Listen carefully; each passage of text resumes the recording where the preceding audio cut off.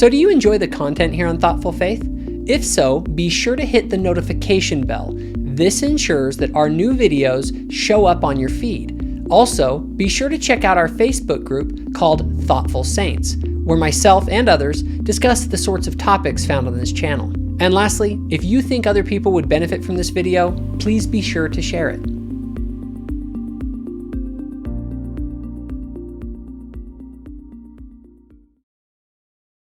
Hey guys, so before we get into today's video, you might have noticed that I am a huge fan of Dr. Jordan Peterson. Peterson is a renowned psychologist who brings the language and perspective of psychology to exploring the ideas that have shaped our society, especially the ideas of the Judeo-Christian tradition. What? Are you saying that no one is really an atheist deep down? I didn't say no one was. Okay. I said that most of the people who claim to be atheists aren't. So this is why I like Dostoevsky's Crime and Punishment. He has tons of content on YouTube that any person of any faith or political persuasion should check out. If you want to start, I suggest looking for videos of him talking about God or about the Bible for a good taste of his unique and powerful perspective.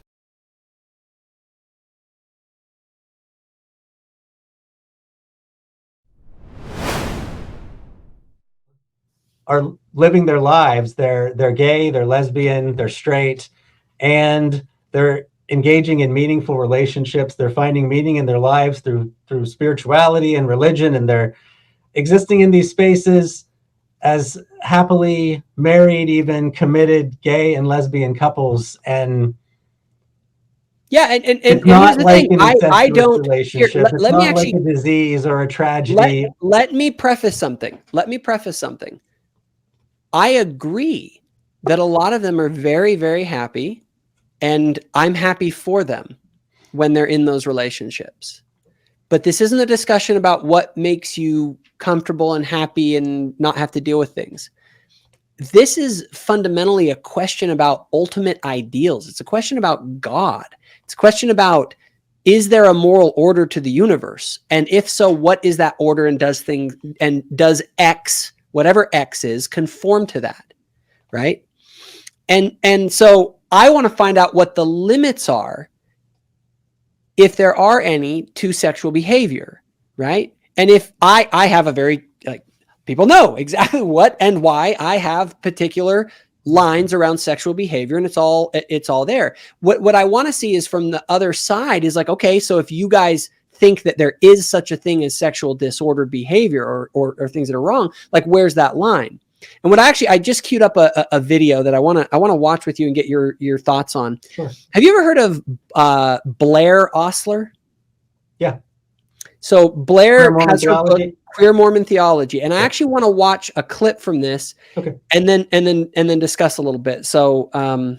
Let me real quick pull this up, and then we can watch it here. Let me. While you're doing that, I'm going to try to adjust my lighting here just a little bit. Yeah, no problem. But here, we'll play it so you can just look. Both plural marriage and gay marriage should be enthusiastically welcomed by Latter-day Saints as a symbol of commitment to the doctrine of eternal marriage. Under the queer polygamy model, plural marriage may include multi-gendered partnerships, such as sealings among sister wives that may or may not allow sexual relations between them. If a man is married to 2 women and the women are bisexual, they may choose to be sealed to each other and have a romantic and sexual relationship with each other, as well as with their common husband. Okay, so queer polygamy, is that something that would fall under, is that sexually disordered, or is that within your, is that problematic in any way? I mean, I would want to learn from people who are in those relationships, their experiences with those relationships. I mean, so you would judge it based on how much they enjoy long them. History of polygamy, and we read different writings historically from both sides of that experience, right? I would want to know, for the people who are in those experiences, what this means for them. But why does that have any bearing on the moral legitimacy of it? I mean, would I want to go to the Nazis and find out, like, how is this whole Nazi thing working for you guys? Like, is that the way that we judge the morality of behavior? Well, I mean, the Nazis are harming other people against their will. If we have people in a polygamous relationship, queer or straight, I mean, so as long as the relationship is not hurting, harming other people, I mean, I think we can look at the straight polygamous relationships that exist today in the fundamentalist LDS church and recognize that there's some deeply problematic things that are occurring there with respect to power and control. And so what we're saying, just so I can kind of see here, the problem isn't necessarily the polygamy. The problem is power and control. And so if they were able to have polygamous relationships that had equality, it'd be fine.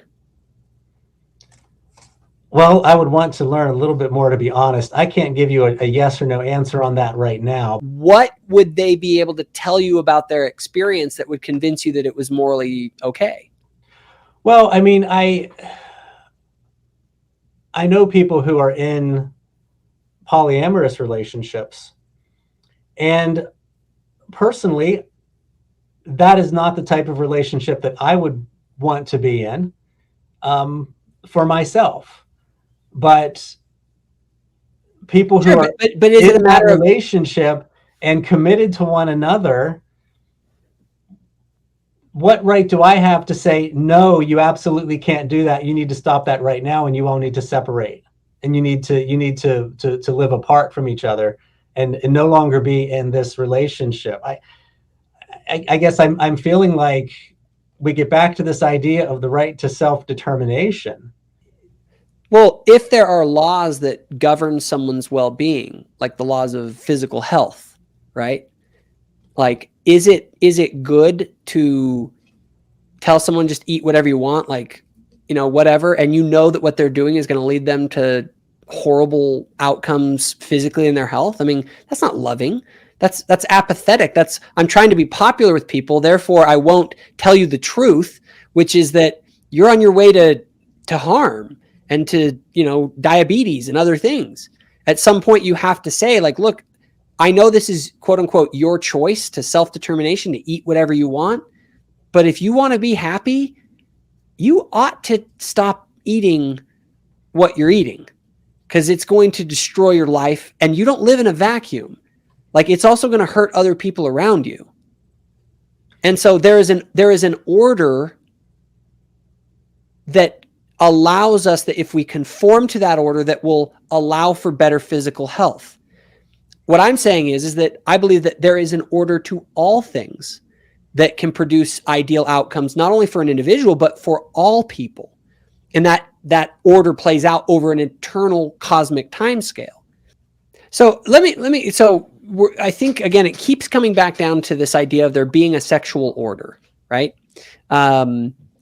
And what is the nature of that order, and what is the limits of that order? I actually want to bring back real quick another little segment from Blair's video, because, again, I'm interested to find out from people who advocate for gay marriage and things like that. Like, I want to understand if there's any reason that they wouldn't endorse Blair's argument, because I actually think Blair makes a very compelling argument as to where this sort of logically leads. So here, I'm gonna play this clip real quick. The text beautifully and prophetically states, disability, death, or other circumstances may necessitate individual adaptation. Extended families should lend support when needed. This sentence explicitly states that there are other circumstances which require individual adaptation. Other circumstances could also include a trans woman married to a cisgender woman. The trans woman may have identified as a man prior to her transition, but after she transitions, the couple's biological offspring could have two mothers. Think of it. Trans women show us that there are ways a lesbian couple can have their own biological offspring. Other circumstances could include a mixed orientation marriage of an asexual man and heterosexual woman who is impregnated by a sperm donor. Depending on the anatomy of the persons involved, a transgender man and a cisgender man can already reproduce their own biological offspring together. Transgender men who desire fatherhood as gestational dads can even nurse their babies in a practice called chest feeding. Eventually, uterus transplants may allow transgender women to gestate children too. It seems fitting for individuals who were assigned male at birth to aspire to motherhood when Latter-day Apostles teach the highest and noblest work in this life is that of a mother. So my question is there any violation of a sexual order in what Blair's talking about? Because it seems to me that Blair's sort of thesis is that there is no sexual order beyond that of consenting adults who genuinely love and care and take care of each other.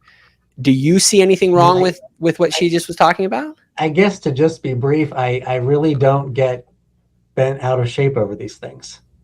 I mean, to be quite honest, it doesn't stress me out. It doesn't keep me up at night. But so none of those would violate any sort of a moral order related to human sexuality, from your perspective. No.